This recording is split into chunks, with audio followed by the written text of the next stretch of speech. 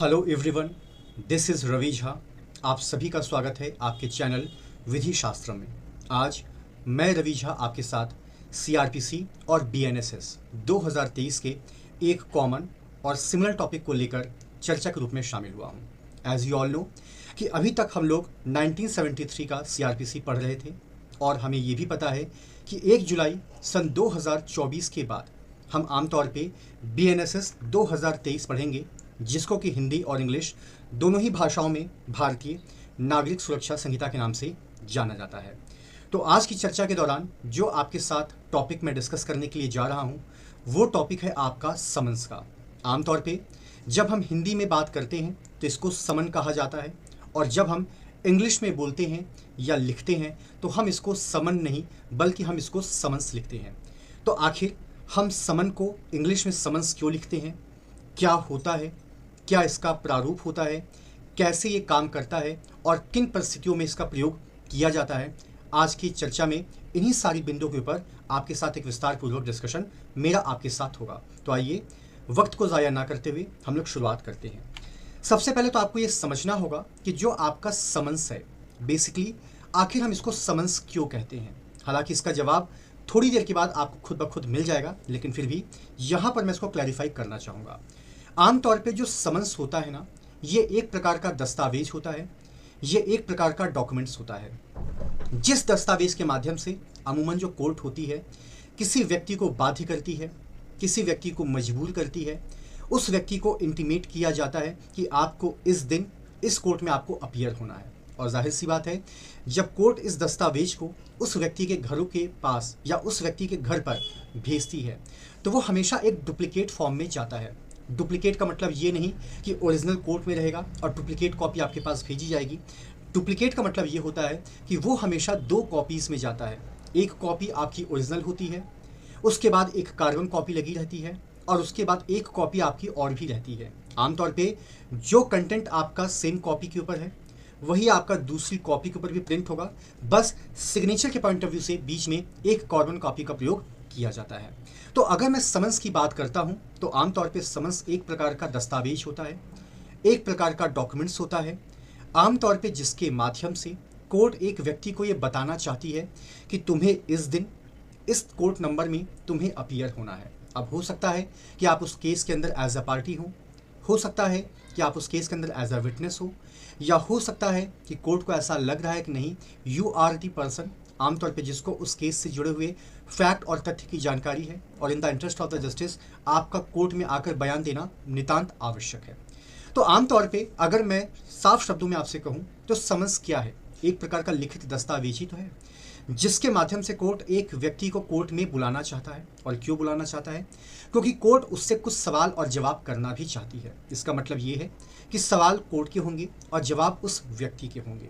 तो आमतौर पे हम ये मानकर चलते हैं कि आमतौर पे कोर्ट जब भी किसी भी व्यक्ति को समन्स इशू करती है या उसको बुलाती है तो जाहिर सी बात है कोर्ट के मन में बहुत तरह के सवाल होंगे, और कोर्ट उन सवालों के जवाब को भी चाहती है। और कोर्ट को ये भी पता है कि यू आर दी पर्सन, आप ही वह व्यक्ति हैं जो आमतौर पे उन सवालों का जवाब दे सकते हैं। That is the main reason कि कोर्ट ने आपके लिए वक्त निकाला है, कोर्ट ने आपके घर के पते पे समन्स को भेजा है ताकि आपको ये बताया जा सके कि during the period of trial या किसी भी काम से आपकी प्रेजेंस हमारे लिए कितनी महत्वपूर्ण है। ठीक है, उसके बाद अगर हम लोग यहाँ पे बात करते हैं तो आमतौर पे जब आप बीएनएसएस के चैप्टर नंबर 6 को देखते हैं तो चैप्टर नंबर 6 की जो हेडिंग है वो साफ तौर पे कहती है प्रोसेस टू कंपल अपीयरेंस। इसका मतलब ये है कि आप एक व्यक्ति के ऊपर दबाव डाल रहे हैं, आप एक व्यक्ति को विवश कर रहे हैं, आप एक व्यक्ति को मजबूर कर रहे हैं ताकि वो व्यक्ति अपनी प्रेजेंस को आपके सामने इंश्योर करे। लेकिन सवाल ये है,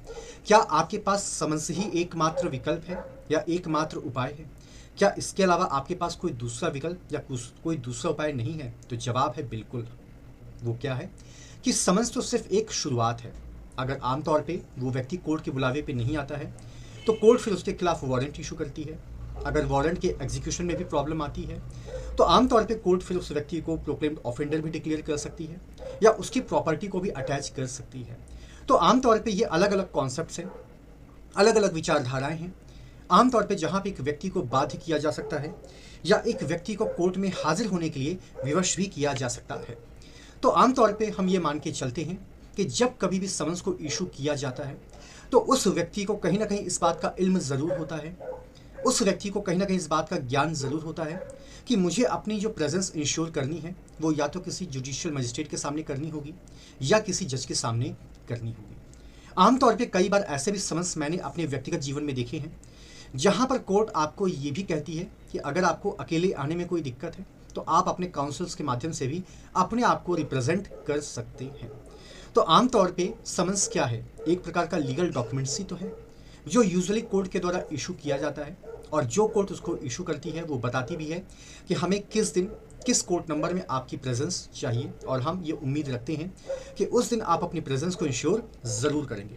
अब सवाल यहाँ पर यह आता है कि समन्स के जो आवश्यक तत्व हैं वो क्या क्या होने चाहिए। तो सबसे पहली बात, summons should be clear and specific, यानी कि आमतौर पे अगर कोर्ट ने किसी व्यक्ति को बुलाया है तो कोर्ट को उसको क्लियर बताना पड़ेगा कि आखिर हम आपको क्यों बुलाना चाह रहे हैं, आखिर आपकी प्रेजेंस इतनी ज़्यादा ऑब्लिगेटरी क्यों है, और आखिर आपको क्यों आना चाहिए, या what was the motive behind to call you.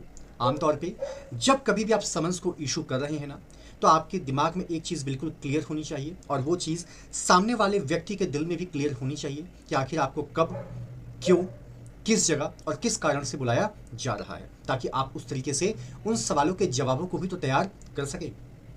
दूसरी बात यह है कि summons shall be in writing, यानी कि आमतौर पे जो समन्स है ये आपका हमेशा लिखित रूप में होना चाहिए। दूसरी बात यह है कि जब कभी भी समन्स को ट्रांसफ़र किया जाता है या भेजा जाता है तो वो हमेशा 2 कॉपीज़ में जाता है, एक ओरिजिनल कॉपी होती है, उसके साथ ही साथ एक डुप्लीकेट कॉपी भी होती है।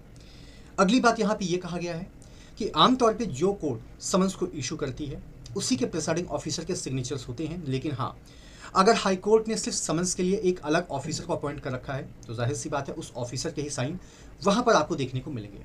Apart from that, her summons के ऊपर सिर्फ साइन होने से ही काम नहीं चलेगा, बल्कि उसके ऊपर उस प्रिसाइडिंग कोर्ट की प्रॉपर सील भी लगी होनी चाहिए, दैट इज़ कॉल्ड आपका स्टैम्प या आपका जो मुहर वगैरह होती है।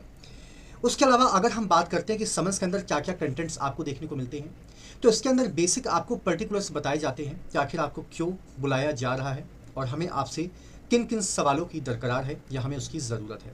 उसके बाद किस कोर्ट के द्वारा समन्स को इशू किया गया है उसका भी पूरा जिक्र होगा, और समन्स के ऊपर जिस व्यक्ति को समन्स भेजा जा रहा है उसका पूरा नाम, उसका पूरा पता, जो भी कोर्ट के रिकॉर्ड में पार्टीज़ ने सबमिट किया है उसका भी पूरा जिक्र होगा, और साथ ही साथ ये भी बताया जाएगा कि आखिर आपके ऊपर क्या चार्जेस लगाए गए हैं, और सबसे खास बात ये है कि उसके ऊपर कोर्ट की मुहर भी लगी होनी चाहिए। तो आमतौर पे ये समन्स के कुछ बेसिक कंटेंट्स हैं। आमतौर पे ये कंटेंट्स आपको यूजुअली हर समन्स के अंदर देखने को मिलते हैं।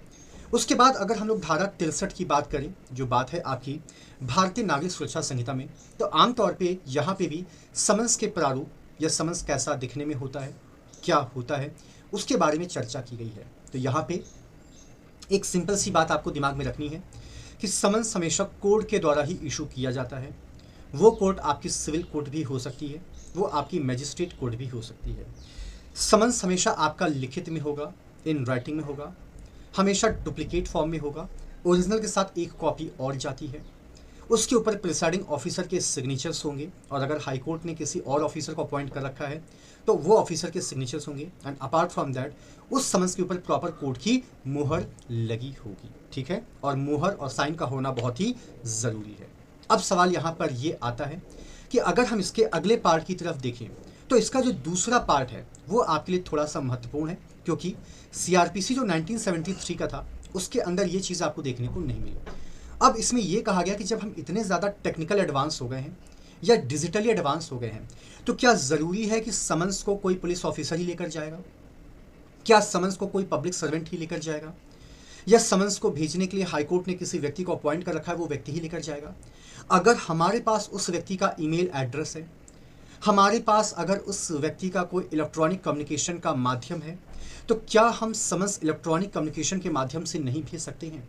तो आमतौर पे जो आपका नया संहिता बनकर आई है, दैट इज़ कॉल्ड आपकी भारतीय नागरिक सुरक्षा संहिता, इसमें साफ तौर पे इस बात का जिक्र किया गया है कि देखिए, पहला पार्ट तो है ही आपके पास, उसमें कहीं कोई दिक्कत नहीं है, लेकिन अगर आपके लिए कन्वीनियंट हो, अगर आपके लिए ईजी हो तो आप दूसरे पार्ट का भी इस्तेमाल कर सकते हैं। इसके लिए आपको करना कुछ नहीं है, आप इलेक्ट्रॉनिक कम्युनिकेशन के माध्यम से आप समन्स को सर्कुलेट कर सकते हैं। आमतौर पे ये सारी चीज़ें वाया ईमेल हो सकती हैं, आपको इसमें कोई भी ज़्यादा चिंता की बात नहीं है। अब यहाँ पे जो एक शब्द है ना, दैट इज़ कॉल्ड आपका इनक्रिप्टेड। ये शब्द आपके लिए थोड़ा सा पैनिक सिचुएशन को क्रिएट कर सकता है, या ये आपके लिए प्रॉब्लम को क्रिएट कर सकता है। तो बेसिकली इनक्रिप्टेड क्या है? आमतौर पे अब आप लोग कहीं भी शॉपिंग करने जाते होंगे, आप मॉल में जाते होंगे, आप मोमोज खाने जाते होंगे, कुछ भी खाने जाते होंगे, तो हर जगह आपको एक QR कोड देखने को मिलता है। और वो QR कोड एक ऐसा यूनिक कोड है कि जो अगर आप अपनी आंखों से देखेंगे तो आपको वो एक प्रकार से मकड़ी का जाला नजर आएगा, लेकिन जब आप उसको स्कैन करेंगे तो आपको उस व्यक्ति की थोड़ी बहुत डिटेल देखने को मिलती है। तो इनक्रिप्टेड का मतलब ही क्या होता है कि कूट रचित। इसका मतलब ये है कि अगर कोई मैसेज मैंने आपको भेजा है तो वो मैसेज आप ही देख सकते हैं, आपके अलावा कोई भी दूसरा नहीं देख सकता है। जैसे अगर आप लोगों का बैंक में अकाउंट होगा, आपके पास मेल आते होंगे इनकम टैक्स के या बैंक के स्टेटमेंट के, तो मेल के नीचे क्या लिखा जाता है कि ये आपका एक PDF इनक्रिप्टेड सिक्योर्ड फाइल है। ये आपका ओपन कब होगा? या तो आप अपना रजिस्टर्ड मोबाइल नंबर डालें, या तो आप अपनी डेट ऑफ बर्थ को डालें, या तो आप अपनी डेट ऑफ बर्थ और अपने मोबाइल नंबर के कॉम्बिनेशन को डालें, और या तो आप अपने पैन कार्ड को डालें। पैन कार्ड का मतलब उसकी डिटेल को डालें। तो इनक्रिप्टेड का मतलब ही होता है कि आमतौर से डिजिटली तरीके से हम आपको समन्स भेज रहे हैं। इसके अंदर आपको कुछ पर्टिकुलर्स डालने होंगे। वो पर्टिकुलर्स हो सकता है आपकी डेट ऑफ बर्थ हो, आपका मोबाइल नंबर हो, आपके एरिया का पिन कोड हो, या कोड के द्वारा भी वो डिटेल्स या वो कोड आपको बताए जा सकते हैं कि अगर आप इस समन्स को एक्सेस करना चाहते हैं, क्योंकि देखिए एक्सेस तो आपको करना ही करना है, तो आपको वो कोड भी बताया जाएगा ताकि आप उसको ओपन करके देख सकें कि आखिर आपको क्यों बुलाया जा रहा है, किस वक्त बुलाया जा रहा है, किस कारण से बुलाया जा रहा है और किस कोर्ट में बुलाया जा रहा है। और सबसे खास बात यहाँ पे ये है कि चाहे आप समन्स नॉर्मल वाया पोस्ट भेजिए, या आप इलेक्ट्रॉनिक कम्युनिकेशन के माध्यम से भेजिए, या आप किसी भी इनक्रिप्टेड फॉर्म में भेजिए, उसके ऊपर भी बाकायदा कोर्ट की प्रॉपर सील और मोहर लगी होती है। जैसे कि आपने देखा होगा कि आपके पास बैंक का कोई स्टेटमेंट आता है, तो आपने देखा होगा जो भी प्रिसाइडिंग ऑफिसर्स हैं उनके सिग्नेचर्स भी आपको देखने को मिलेंगे। आपने देखा होगा बैंक का कोई लोगो है तो वो भी सारी चीज़ें आपको देखने को मिलती है। तो आमतौर पे जो आपकी ये नई संहिता है, दैट इज़ कॉल्ड आपका भारतीय नागरिक सुरक्षा संहिता।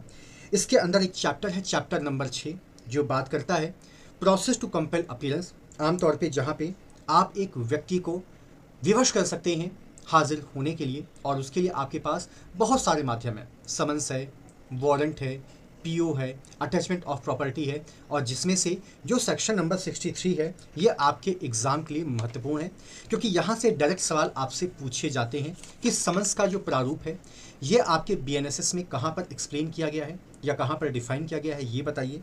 और आमतौर पे समन्स को किसके द्वारा इशू किया जाता है, क्या ये लिखित रूप में होता है, क्या ये डुप्लीकेट फॉर्म में होता है, क्या इसके ऊपर प्रिसाइडिंग ऑफिसर के सिग्नेचर्स होते हैं, क्या इसके ऊपर प्रॉपर कोर्ट की मुहर होती है, और क्या समन्स इसके अलावा इनक्रिप्टेड या क्या किसी इलेक्ट्रॉनिक फॉर्म में भी भेजा जा सकता है। तो इन सभी सवालों का जवाब आशा करता हूँ कि आपको इस वीडियो के अंदर देखने को मिलेगा। बहुत बहुत आप लोगों